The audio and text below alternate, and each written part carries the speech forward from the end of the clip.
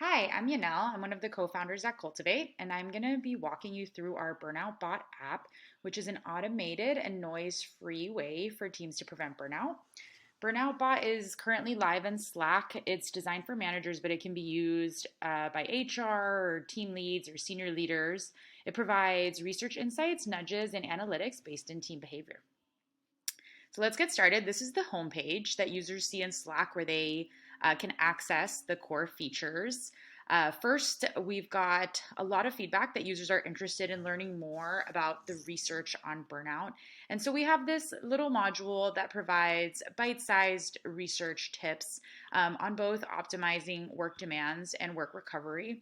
And so as you can see here, you'll get a tip on prioritization and workload management using the Eisenhower matrix, which many of you, I'm sure, are familiar with. And these are sort of just fun ways for folks to learn a little bit more and deep dive some of the research if they like.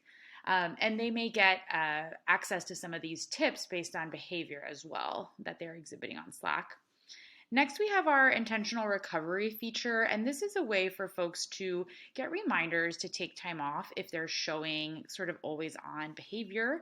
And so folks can customize their breaks. They can show a couple of examples of things that they like to do. They can share their area where they live, their zip or postal code. And then we'll recommend different activities that they can do in their area. Here we have a visit to the botanical gardens. We usually include something that's free, beach yoga on Baker Beach here in San Francisco, or mushroom foraging in this case. And we're also adding in vacation recommendations, which are location agnostic as well. And you might get a reminder to disconnect, for example, before a long weekend, or if it's been more than 2 weeks since you took a day off of Slack. And then finally, we have this share feedback function. This is an always on feedback channel where folks can provide qualitative feedback about what's going on at work. But if, for example, you're working more than last week, let's say 20% more, Burnout Bot may also nudge you for feedback and sort of say what's going on. And here you can select, one of the drivers of burnout, and there are 6 in the research. And then share a little bit about what's happening at work. So in this case, for example, there's a standing meeting on Fridays at 5:30. It's interfering with some healthier habits. And so by sharing that, Burnout Bot will share verbatim just to that feedback contributor.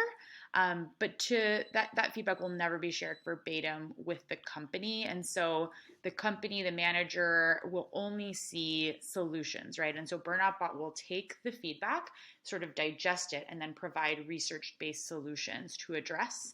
And so here's an example of an action plan that a manager would receive. They might say, hey, this was flagged by 4 different people. One of the key themes is that early evening meetings can get in the way of some healthy habits. This matters because working outside of expected hours can contribute to a lack of control at work. And, 3 actions that you can take to address it: auditing recurring team meetings, thinking about predictable time off each week for your team, and then maybe asynchronous options, for example, with some additional resources. And then managers can share that in their workspace or do an end of month recap.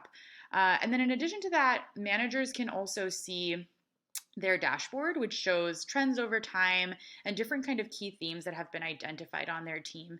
But they're able to sort of see how team work sustainability is changing over time. We'd love your feedback, and if you'd like to test it out or learn more, feel free to visit us at burnoutbot.com. Thanks.